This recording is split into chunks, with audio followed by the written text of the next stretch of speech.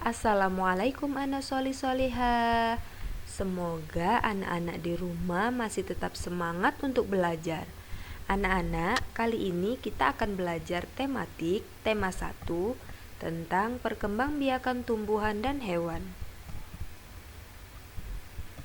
Pada video pembelajaran sebelumnya, kita telah belajar tentang perkembangbiakan tumbuhan secara generatif, di mana perkembangbiakannya terjadi melalui proses perkawinan. Dan sekarang kita akan belajar tentang perkembangbiakan tumbuhan secara vegetatif. Kira-kira seperti apa ya anak-anak? Kita lihat sama-sama yuk. Perkembangbiakan tumbuhan secara vegetatif adalah perkembangbiakan tumbuhan yang hanya melibatkan satu induk saja, atau dapat dikatakan perkembangbiakan tanpa melalui proses perkawinan. Perkembangbiakan vegetatif dibedakan menjadi dua, yaitu vegetatif alami dan vegetatif buatan. Kita bahas satu persatu ya anak-anak. Dimulai dengan perkembangbiakan vegetatif alami, yaitu perkembangbiakan yang tidak melibatkan campur tangan manusia. Contoh perkembangbiakan tumbuhan secara vegetatif alami yang pertama adalah spora. Kotak spora atau spongarium akan pecah, lalu spora akan keluar dan jatuh di tempat yang cocok. Spora akan tumbuh menjadi tanaman baru. Spora fungsinya mirip dengan biji. Contohnya adalah tanaman pakis dan lumut. Nah, ini adalah contoh tanaman pakis. Jika dilihat dengan dekat, maka tanaman pakis ini memiliki kotak spora pada permukaan daunnya. Nah, contoh perkembangbiakan vegetatif alami yang kedua adalah tunas.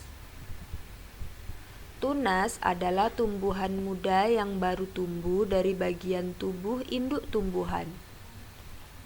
Contohnya adalah pisang dan bambu. Nah, anak-anak, pisang dan bambu ini berkembang biak dengan cara tunas.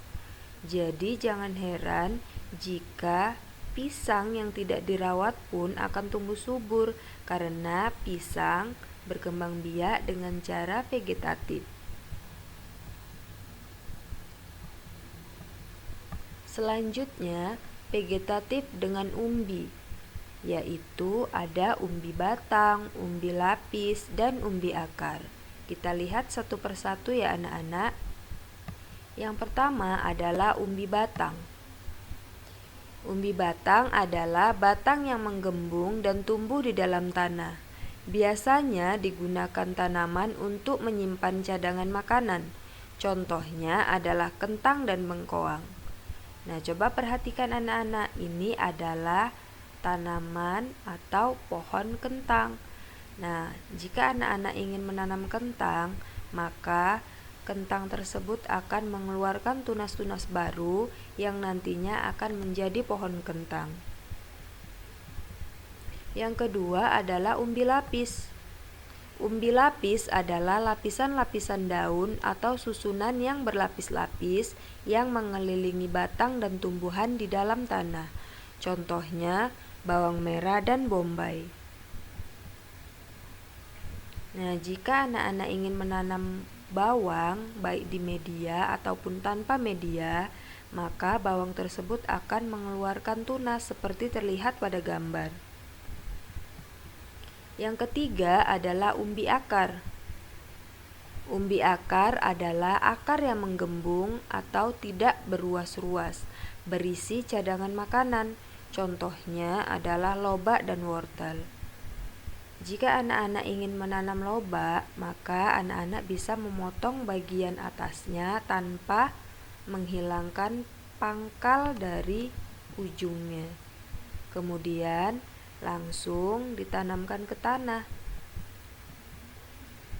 Selanjutnya adalah akar tinggal. Rizom adalah batang yang tumbuh mendatar di bawah permukaan tanah, berbentuk mirip akar, berbuku-buku atau berruas-ruas. Contohnya adalah kunyit, jahe, dan lengkuas. Jika kita ingin menanam tanaman kunyit, cukup dengan memotong sedikit dari buah kunyit tersebut, lalu menanamkannya ke dalam tanah. Nah, yang selanjutnya adalah vegetatif buatan. Apa saja ya contohnya? Kita lihat. Nah, vegetatif buatan ini anak-anak melibatkan campur tangan manusia. Contoh yang pertama adalah cangkok. Cangkok artinya mengusahakan batang tanaman berakar sebelum ditanam ke tanah. Contoh tanaman yang dapat dicangkok adalah apel, mangga, dan nangka. Nih, perhatikan cara mencangkok tanaman ini ya anak-anak. Selanjutnya yang kedua adalah stek. Artinya memotong bagian tumbuhan kemudian ditanamkan dan dapat tumbuh menjadi tanaman baru. Contohnya adalah singkong dan mawar. Nah, ini dia caranya anak-anak. Yang ketiga yaitu sambung.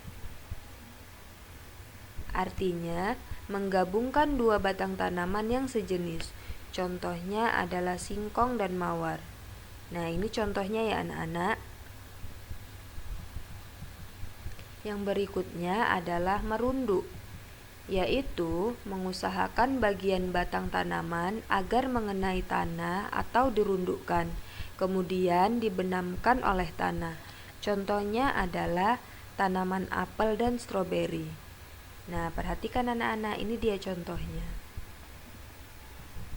Baiklah anak-anak, itu tadi cara perkembangbiakan tumbuhan secara vegetatif.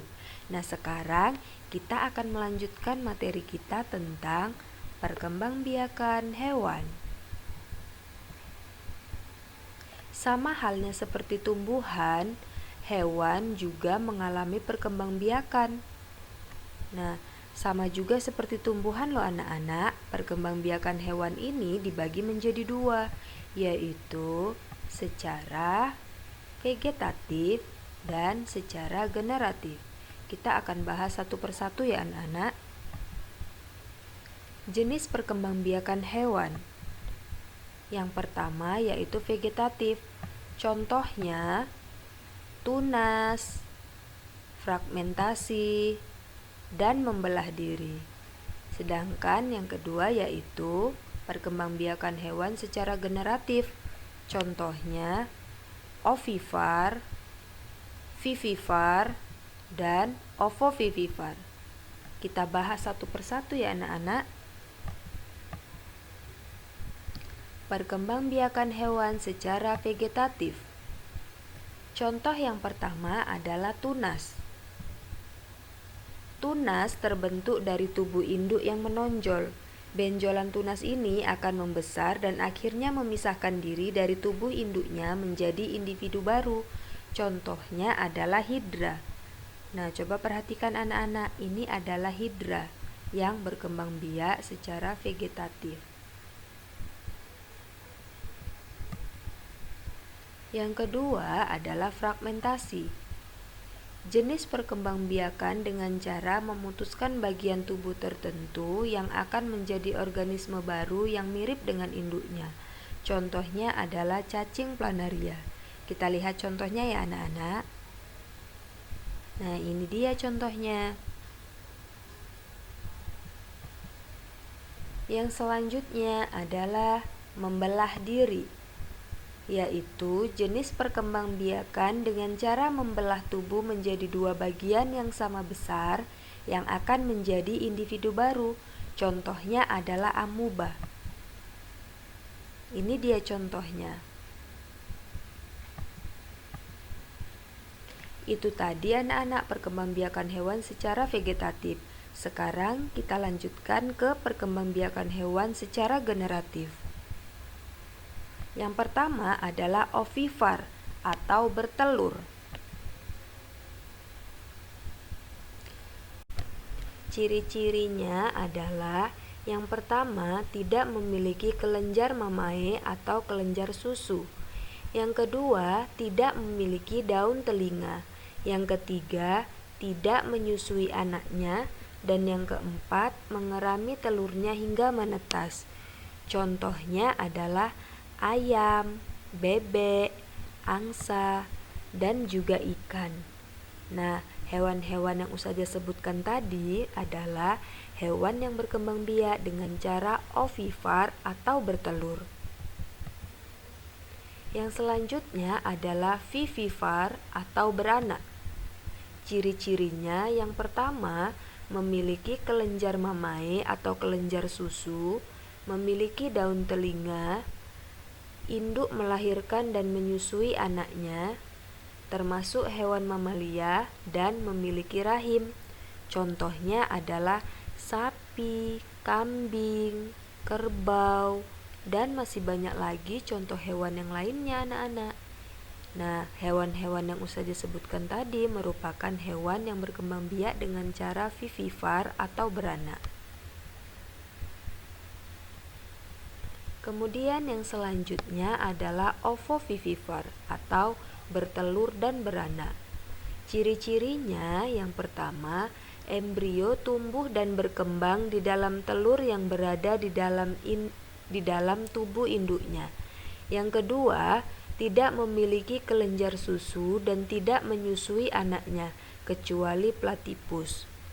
Contohnya adalah kuda laut, ular, dan masih ada lagi hewan-hewan lain yang cara perkembangbiakannya secara ovovivipar atau bertelur dan beranak.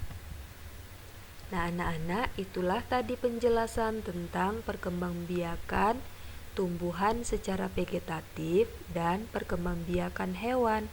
Semoga anak-anak bisa memahami pelajaran kita pada kali ini. Semangat terus ya anak-anak, tetap berdoa dan tetap menjaga kesehatan. Ustazah akhiri, wassalamualaikum warahmatullahi wabarakatuh.